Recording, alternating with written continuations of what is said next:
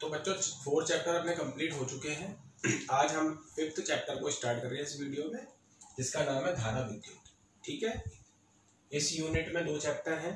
ये आपकी second unit है जिसमें 2 चैप्टर हैं, धारा विद्युत और विद्युत परिपथ। उसका पहला चैप्टर है सेकेंड यूनिट का। ठीक है, अब इसमें पहला टॉपिक है विद्युत धारा। तो विद्युत धारा की एक परिभाषा जो नॉर्मल आपने पढ़ी है कि आवेश प्रवाह की दर विद्युत धारा कहलाती है। एक तो ये है ही नॉर्मल परिभाषा, आवेश प्रवाह की दर विद्युत धारा कहलाती है।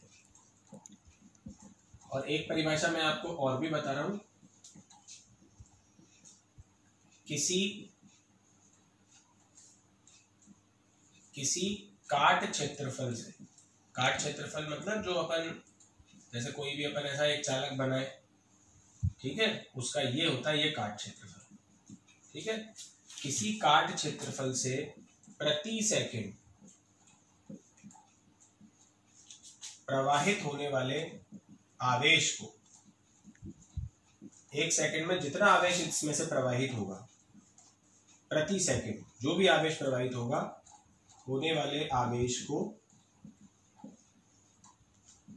विद्युत धारा कहते हैं।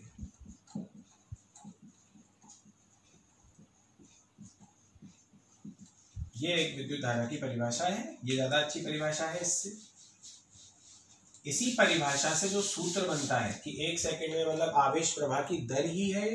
आवेश प्रवाह की दर का मतलब यही होता है प्रति सेकंड प्रवाहित होने वाला आवेश। तो इससे अगर हम औसत विद्युत धारा का एक सूत्र निकालें तो यह सूत्र आपको वैसे पता भी है, आप आगे याद भी रखना। जो औसत होता है विद्युत धारा, औसत विद्युत धारा का क्या फॉर्मूला होता है, del Q upon del T. Del Q मतलब जो भी आवेश टोटल प्रवाहित हो रहा है वो, और डेल टी जितने समय में वो प्रवाहित हो रहा है वो समय। अब अगर हम यदि डेल टी को हम बहुत छोटा मान लेते हैं, डेल टी बहुत अल्प हो, तो फिर ये धारा कहलाती है तात्क्षणिक धारा। तो फिर ये धारा क्या कहलाती है, तात्क्षणिक। ये तो औसत विद्युत धारा थी। अब तात्क्षणिक विद्युत धारा में आई और इसमें लिमिट लगाएंगे, जो हमने 11th में भी पढ़ी है लिमिट लगाना। लिमिट डेल टी को कहाँ पहुंचाएंगे, 0 के पास, डेल टी टेंड्स टू 0, और यहाँ लिख देंगे del Q by del T. तो एक फॉर्मूला ऐसा, और फिर इसको चाहो तो डेल को D Q by D T भी लिख सकते हो। तो ये आप अगर चाहते हो तात्क्षणिक धारा निकालना किसी विशेष समय पर, तो आप D Q by D T यानी आवेश का अवकलन कर दोगे समय के सापेक्ष। आवेश क्यू का समय टी के सापेक्ष अवकलन। अगर ये अवकलन कर देते हो तो आपके पास विद्युत धारा आ जाएगी। तो क्लियर है बच्चों किस तरीके से धारा को निकाला जाता है। अब धारा का मात्रक जो होता है वो मूल मात्रक है, धारा का एम्पियर बोलते हैं इसको। धारा एक मूल राशि है। धारा क्या है, मूल भौतिक राशि। 7 मूल भौतिक राशियां पढ़ी थी ना आपने 11th में, उसमें से विद्युत धारा भी एक होती है। तो इसका जो मूल मात्रक है वो एम्पियर होता है। ठीक है, और इसका अगर विमीय सूत्र पूछे तो M0 L0 T0 A1 होता है। विद्युत धारा का विमीय सूत्र M0 L0 T0 A1 होता है। विद्युत धारा सदिश है या अदिश, यहाँ पर एक क्वेश्चन बनता है कि विद्युत धारा क्या है, सदिश या अदिश। तो आप सोचोगे कि धारा की हम तो दिशा बनाते हैं, किसी भी तार में धारा जहां प्रवाहित होती है हम दिशा बनाते हैं। तो आप क्या सोचोगे, ये कैसी राशि है, सदिश। आप यही सोचोगे क्योंकि हम दिशा बनाते हैं। पर वास्तविकता क्या है, ये क्या है, अदिश राशि है। विद्युत धारा एक अदिश राशि है। इसके ऊपर कभी भी सदिश का निशान मत लगा देना। ठीक है, क्यों है अदिश वो सुनो। जैसे मान लो इस तार में 2 एम्पियर की धारा प्रवाहित हो रही है और दूसरे तार में 3 एम्पियर की धारा प्रवाहित हो रही है। ये दोनों तार यहाँ पर एक तीसरे तार से मिल गए, तो ये 2 एम्पियर, ये 3 एम्पियर। तो इसमें कितनी धारा होगी, टोटल 5 एम्पियर होगी कि नहीं होगी। तो हमने जब धारा का योग करा, विद्युत धारा का जो योग है वो कैसा योग किया हमने, साधारण योग। 2 + 3 कैसा योग किया हमने, साधारण योग किया। और साधारण योग कौन सी राशियों का होता है, अदिश का होता है, सदिश का नहीं होता। सदिश का फिर कौन सा योग होता है, सदिश का तो त्रिभुज नियम से, चतुर्भुज नियम से, इनसे होता है ना योग। तो सदिश के योग करने के लिए तो नियम लगाने पड़ते हैं। √a² + b² + 2ab cos theta, ऐसे फार्मूले लगते हैं। लेकिन यहाँ तो साधारण योग हो गया, 2 और 3 ऐड हो गए 5 हो गए। तो इसका मतलब विद्युत धारा एक अदिश राशि है, क्योंकि इसे योग करते समय हमें सदिश संयोजन के नियमों का पालन नहीं करना पड़ता। ये साधारण योग से ही इसका योग हो जाता है। तो इसलिए विद्युत धारा कैसी राशि है? अदिश। ये ध्यान रखना। इसके बाद आता है विद्युत धारा के बाद एक राशि आती है धारा घनत्व। जे से इसको प्रदर्शित करते हैं। ये एक सदिश राशि है। धारा घनत्व कैसी राशि है? सदिश। तो बच्चों विद्युत धारा का एक्चुअली एक सूत्र और भी होता है, जे डॉट ए। अगर विद्युत धारा और धारा घनत्व में संबंध देखा जाए तो विद्युत धारा का एक सूत्र और भी होता है, जे डॉट ए। और डॉट हटा के अगर हम लगा दें जे ए कॉस थीटा, डॉट हटेगा तो कॉस थीटा आ जाएगा। ये पूरा फॉर्मूला होता है। इस फॉर्मूले से अगर हम धारा घनत्व का फॉर्मूला निकालें तो क्या आएगा? तो धारा घनत्व जे कितना आ जाएगा? आई अपॉन ए कॉस थीटा। ये होता है धारा घनत्व का पूरा फॉर्मूला। अब इस फॉर्मूले के बारे में जो भी राशियां आ रही हैं वो हम समझेंगे। देखो क्या होता है, जैसे एक ये किसी भी शेप का एक चालक है, इसमें से धारा प्रवाहित हो रही है। अब मान लो ये जो पॉजिटिव आवेश है, ये किसी समय, ये पॉजिटिव आवेश है, ये किसी समय इस तरफ फ्लो हो रहा है। तो ये जिस तरफ फ्लो हो रहा है ये तो दिशा होती है जे की। ये किसकी दिशा होती है? जे की। और इस क्षेत्रफल के लंबवत होती है दिशा ए की। ये ए की दिशा आपको बताया ही था, कोई भी क्षेत्रफल हो उसके लंबवत तो ए होगा ही होगा। और जे किधर होगा? जिधर ये धनावेश प्रवाहित होगा वो दिशा होगी जे की। इन दोनों के बीच का कोण कितना है? थीटा। तो ये आप पूरा फॉर्मूला समझ गए। जे धनावेश जहां भी गति करता है वो दिशा होती है, आई धारा जो भी इसमें बह रही होगी वो, ए अनुप्रस्थ का क्षेत्रफल, और थीटा जे और ए के मध्य का कोण होता है। अब यही जो चालक था, ये तो अभी किसी भी शेप का था, यदि चालक बेलनाकार हुआ तो क्या होगा? यदि चालक कैसा हो? बेलनाकार हो, मतलब चालक ऐसा हो, तो फिर क्या होता है बच्चों? फिर ऐसी स्थिति में जो धनावेश होता है वो ऐसे जाता है सीधे। तो धनावेश के जाने की दिशा और क्षेत्रफल की दिशा, ये क्षेत्रफल की दिशा, ये 0 डिग्री पे आ जाते हैं। थीटा कितना हो जाता है? 0 डिग्री। समझ गए? अगर किसी और शेप का चालक है तो थीटा आएगा यहाँ कोण। लेकिन अगर चालक बेलनाकार है ऐसे, तो जे और ए के मध्य का कोण 0 डिग्री हो जाता है। तो बेलनाकार चालक के लिए थीटा 0, तो cos 0 कितना हो जाएगा? cos 0 हो जाएगा 1 हो गया। तो जे किसके बराबर हो जाएगा? जे हो जाएगा आई अपॉन ए के बराबर। जे का क्या फॉर्मूला आ जाएगा? आई अपॉन ए। यहां पर अगर हम परिभाषा अब जे की देना चाहें, क्योंकि अभी तक हमने सूत्र ही पढ़े धारा घनत्व के, लेकिन परिभाषा तो अब आएगी।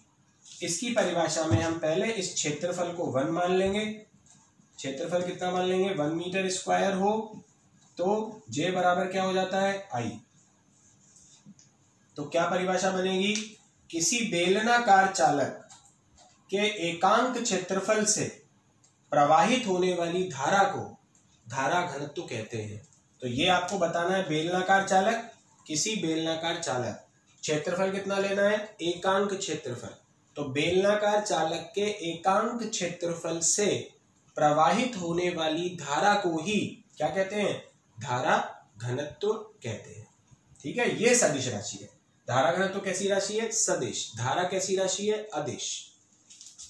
इसका मात्रक अगर पूछा जाए तो जे बराबर आई अपॉन ए से इसका मात्रक क्या आ जाएगा? Ampere per metre square. ये इसका ऐसा ही मात्रक हो जाएगा, एम्पियर, धारा का मात्रक एम्पियर और क्षेत्रफल का मीटर स्क्वायर। ये इसका मात्रक हो गया। इससे आप इसका विमीय सूत्र निकालोगे तो m0 L-2 T0 A1, ये इसका विमीय सूत्र हो जाएगा। तो ये दो तो बेटा छोटी छोटी राशियां बच्चों, जिसमें आपको धारा के बारे में और धारा घनत्व के बारे में बताया गया है। एक और राशि आती है अब इसमें, अपवहन वेग। अपवहन वेग यानी कि vt। तो पहले हम देखो थोड़ी थोड़ी राशियां पढ़ रहे हैं ताकि हमें इस चैप्टर के बारे में पता चले, धारा क्या होती है, धारा घनत्व क्या होता है। अब हम तीसरी राशि पे आ गए, अपवहन वेग। तो बच्चों एक्चुअली क्या होता है कि कोई चालक है, ये एक चालक है। अब इस चालक में क्या होते हैं, मुक्त इलेक्ट्रॉन्स, बहुत सारे, इस पूरे चालक में बहुत सारे मुक्त इलेक्ट्रॉन्स होते हैं। वो मुक्त इलेक्ट्रॉन जो होते हैं वो कैसी गति करते हैं, वो गति करते हैं यादृच्छिक। कैसी गति करते हैं वो, यादृच्छिक गति। यादृच्छिक गति का मतलब वो चल रहा है सीधे सीधे, यहां पर हाँ ये टक्कर जरूर मारते हैं। जब भी गति करेगा इलेक्ट्रॉन तो वो दूसरे इलेक्ट्रॉन से टक्कर मार सकता है, भाई बहुत सारे इलेक्ट्रॉन है ना इसमें, तो वो आपस में टकरा सकते हैं। या यहाँ पे धनायन भी होते हैं, स्थिर धनायन, उनसे टक्कर मार सकते हैं। और या चालक की दीवार से भी टक्कर ये मार सकते हैं। तो जब भी इलेक्ट्रॉन चलता है तो वैसे तो वो यादृच्छिक गति करता है, पर उसकी टक्कर इनमें से किसी से भी हो सकती है। या तो वो दूसरे इलेक्ट्रॉन से टक्कर मार सकता है, या किसी स्थिर धनायन से टकरा सकता है, या चालक की दीवार से टकरा सकता है। अब ये इलेक्ट्रॉन किस तरीके से गति करता है वो देखो। ये इलेक्ट्रॉन चलते चलते यहाँ टकराया किसी से भी और टक्कर खा के इधर उधर घूम गया, फिर यहाँ तक सीधे सीधे चला, यहाँ टकराया, यहाँ से यहाँ घूम गया, फिर यहाँ पर टकराया, यहाँ घूम गया, फिर यहाँ पर टकराया, यहाँ घूम गया। तो इस तरीके से ये गति कर रहा है। इसको क्या, कौन सी गति कहते हैं, यादृच्छिक गति। अब मान लो ये यादृच्छिक गति कर रहा है, सबसे पहले यहां से यहां तक ये u1 वेग से चलता है, फिर यहां से टक्कर खा के यहां से यहां तक u2 वेग से चलता है। तो ये पाया गया कि अगर हम इसके सभी वेगों का औसत निकालें, तो ये औसत अगर हम निकाल देते हैं सभी वेगों का, तो बच्चों ये जो औसत आता है u का, ये 0 आता है। ये हमारे पास फर्स्ट इक्वेशन आ जाती है। समझे बात। यहां से यहां तक ये u1 वेग से चला, फिर ये u2 वेग से चला, फिर u3, u4, u5। अब देखो ये वापस उसी जगह जा रहा है। तो जब ये यहाँ पहुंच गया तो एक तरीके से इसका विस्थापन 0 हो गया, और अगर इसका विस्थापन 0 है तो इसका औसत वेग भी 0 आएगा। तो औसत वेग ये घूम फिर के जब भी वो वहां से निकलता है तो औसत वेग इसका पूरा 0 हो जाता है। ऐसा बार बार होता है। तो इलेक्ट्रॉनों की वास्तविकता में यादृच्छिक गति कोई गति नहीं मानी जाती, क्योंकि इलेक्ट्रॉन ने खाया पिया कुछ नहीं, सीधे सीधे जब वहां से निकला तो औसत वेग उसका वापस से 0 हो जाता है। लेकिन अब क्या किया हमने, यहाँ तो औसत वेग 0 आया, बिल्कुल सही बात है। अब इसने क्या करा कि अब अगर इसने इसी चालक के सिरों पर विद्युत क्षेत्र लगा दिया, यानी बैटरी लगा दी। पहले तो ये बिना बैटरी के था, सीधा सीधा चालक। अब एक तरफ बैटरी का प्लस लगा दिया और एक तरफ माइनस। तो जो इलेक्ट्रॉन अब यादृच्छिक गति कर रहा था वो अब प्लस प्लेट से आकर्षित होगा। ये माइनस है और ये क्या है, प्लस। तो माइनस प्लस से क्या होगा, आकर्षित, और अब वो ऐसे जाएगा। मान लो यहां से यहां तक वो v1 वेग से जाता है, यहां उसकी टक्कर होगी। टक्कर के कारण वो थोड़ी देर के लिए इधर उधर डिस्टर्ब हो सकता है उसका वेग, लेकिन फिर वो वापस प्लस की तरफ जाएगा। फिर यहां से यहां तक v2 वेग से चला, फिर यहाँ टक्कर हो गई, फिर वो थोड़ी देर इधर उधर हो गया, लेकिन लास्ट में वो इससे बाहर निकल जाएगा। ये मान लो vn वेग हो गया। तो अब आप देख लो, अब एक निश्चित दिशा में, ये तो कैसी गति थी, यादृच्छिक गति। विद्युत क्षेत्र आरोपित करने के बाद, विद्युत क्षेत्र आरोपित करने के पश्चात इलेक्ट्रॉन निश्चित दिशा में गति करने लगते हैं। तो जब ये निश्चित दिशा में गति करने लगे तो क्या अब इनका औसत वेग 0 आएगा? अब इनका औसत वेग 0 नहीं आएगा, क्योंकि अब ये कभी वापस इधर से थोड़ी निकल पाएगा। अब तो वो सीधे सीधे सीधे सीधे सीधे प्लस के पास पहुंच जाएगा। तो अब उनका औसत वेग 0 नहीं आएगा। तो अब इन वेगों का जो औसत मान है वो कितना आएगा, वो हम बात करते हैं। तो इन वेगों का अगर औसत, अंतिम वेगों का अब निकाला जाए तो वो औसत आता है vd, जिसे हम बोलते हैं अपवहन वेग। तो समझ गए अपवहन वेग क्या है? किसी भी चालक के सिरों पर क्या लगा दो, विद्युत क्षेत्र। आरोपित करने के पश्चात इलेक्ट्रॉन निश्चित दिशा में गति करने लगते हैं और उनके औसत वेग का मान 0 प्राप्त नहीं होता है। तो विद्युत क्षेत्र आरोपित करने के पश्चात इलेक्ट्रॉन जिस औसत वेग से गति करता है चालक के अंदर, उसे ही हम क्या कहते हैं, अपवाह वेग। सारी बात समझ में आ गई? पहले यादृच्छिक गति में औसत वेग 0 होता है, निश्चित दिशा में जब आपने विद्युत क्षेत्र लगाया, विद्युत क्षेत्र का मतलब बैटरी लगा दी, तो बैटरी लगाने पर इलेक्ट्रॉन एक निश्चित दिशा में गति करेगा। अब जो उसका औसत वेग आएगा वो शून्य नहीं होगा और उसी औसत वेग को हम बोलते हैं अपवाह वेग। दो बातें हो गई। अब एक बात कि ये इधर क्यों जा रहा है, ये जो इलेक्ट्रॉन है ये इधर क्यों जा रहा है, क्योंकि प्लस प्लेट इसको आकर्षित कर रही है। तो इस इलेक्ट्रॉन पर जो बैटरी ने बल लगाया, इलेक्ट्रॉन पर आरोपित बल वो देखें जरा कितना है। तो इलेक्ट्रॉन पर आरोपित बल होता है, दो फॉर्मूले होते हैं उसके, एक तो ma और एक QE। ma 11th क्लास का फॉर्मूला है और QE 12th क्लास के फर्स्ट चैप्टर का फॉर्मूला है। तो बहुत इजी है, एक फॉर्मूला 11th का लिख लो और एक 12th का। ma में तो त्वरण आ गया, मतलब इस त्वरण से गति कर रहा है इलेक्ट्रॉन, और QE में विद्युत क्षेत्र आ गया जो आपने लगाया था। तो ये दो फॉर्मूले यहाँ पे बनते हैं। अब अगर हम इसमें मान रखें तो ma Q आवेश है, इलेक्ट्रॉन पर आवेश होता है -e, तो ये हमारे पास एक फॉर्मूला आएगा। इससे हम त्वरण निकाल सकते हैं। तो त्वरण अगर हम इससे a निकालते हैं तो -ee/m, ये हमारे पास आ जाता है त्वरण।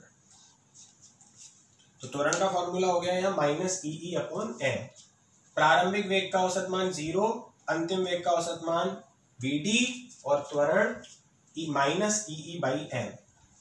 ये हो जाने के बाद अब हम गति की, इसको इक्वेशन को भी मैं मिटा नहीं रहा, गति की प्रथम समीकरण लिखेंगे। तो गति की प्रथम समीकरण आपको पता ही है क्या होती है, v बराबर u प्लस at। यही होती है गति की प्रथम समीकरण, v बराबर u प्लस at। इसको औसत के रूप में लिख लेंगे। अब औसत लेने पर इस पूरी इक्वेशन में औसत लगाएंगे। तो यहाँ पर जो यहीं लगा देता हूँ, ये औसत हो जाएगा, ये औसत हो जाएगा, a का औसत नहीं होगा, t का औसत हो जाएगा। औसत त्वरण का नहीं होगा, वो मैं आपको बताऊंगा क्यों नहीं होगा। क्योंकि त्वरण जो दिख रहा है ना आपको, ये नियत है। इसमें ये स्मॉल e आवेश होता है इलेक्ट्रॉन पर 1.6 × 10⁻⁻19, ये परिवर्तित नहीं होता। जो विद्युत क्षेत्र आपने लगाया वो भी कांस्टेंट रहता है, और m द्रव्यमान होता है इलेक्ट्रॉन का, वो भी कांस्टेंट होता है। तो यानी a क्या है, कांस्टेंट। और कांस्टेंट का कभी भी औसत नहीं निकाला जाता। अगर किसी बैच में सभी बच्चों के 5 नंबर हैं तो उसका औसत भी तो 5 ही आएगा। तो कांस्टेंट का औसत वही आता है, अगर आप निकालोगे भी तो वही आएगा। तो ये औसत राशि है, कांस्टेंट राशि है, तो इसका औसत a ही आता है। तो इसको तो a लिख ही दिया। हाँ, v का औसत निकालेंगे, u का औसत निकालेंगे, और समय का कि कितने कितने समय में टक्कर हो रही है। तो टक्कर कोई तो जल्दी हो जाती है, कोई थोड़ा लेट होती है, तो उसका भी हमें औसत निकालना पड़ेगा। अब हम इसमें मान रखें, देखो v का औसत मान क्या है, vd। तो v का औसत मान तो मैं यहां लिख देता हूं vd। u का औसत मान कितना है, 0। a यहां से लगाया मैंने -ee/m, ठीक है। और t का औसत हो गया τ। इसके बारे में मैं अभी आपको बताऊंगा। तो vd का क्या फॉर्मूला आ गया, -ee/m × τ। यहां पर जो ये माइनस चिन्ह है, ये सदिश की वजह से आया है। माइनस चिन्ह ये बता रहा है यहाँ कि जो vd है, देखो वेग किधर है, इलेक्ट्रॉन गति कर रहा है इधर, इसके vd की दिशा होती है ये, जिधर ये गति करता है वो दिशा किसकी है, vd, ड्रिफ्ट वेलोसिटी यानी अपवहन वेग की दिशा। और जो विद्युत क्षेत्र है वो होता है प्लस से माइनस। तो देखो दोनों अपोजिट है, विपरीत दिशा है दोनों की, इसलिए यहाँ माइनस आ रहा है। तो माइनस चिन्ह क्या बताता है कि vd व e विपरीत दिशा में है, ये हमें ये माइनस चिन्ह बताता है। लेकिन अगर हम परिमाण लिखें तो vd, इसमें से सदिश हटा दो। अब ये माइनस सदिश की वजह से ही आ रहा था, दिशा की वजह से, तो जब यहां से सदिश हटाया तो ये माइनस भी हट जाएगा और ये सदिश भी हट जाएगा। तो vd का परिमाण कितना आ जाएगा, ee/m × τ। ये न्यूमेरिकल में काम आता है, ठीक है, ee/m × τ। अब यहां पर मैंने माइनस की बात करी थी और परिमाण निकालने के लिए उसको हटा दिया। अब मैं τ की बात आपसे और करता हूं। ये τ क्या होता है, तो ये τ होता है बच्चों एक्चुअली समय का औसत। ये समय का औसत था τ, मतलब t1 + t2 + tn/n। अब ये t1 t2 क्या है, यहां से यहां तक पहली टक्कर होती है t1 समय में, फिर यहां से यहां तक दूसरी टक्कर होती है t2 समय में, और n भी टक्कर होती है tn समय में। तो जब इलेक्ट्रॉन आगे बढ़ रहा है एक निश्चित दिशा में तो वो बार बार टक्कर मार रहा है, तो टक्करों में लगा समय अलग अलग होता है, लेकिन हम उन समय का क्या निकाल देते हैं, औसत। इसे बोलते हैं विश्रांति काल। ये समय का औसत होता है। विश्रांति काल की परिभाषा ये होती है, दो क्रमागत टक्करों में लगा औसत समय।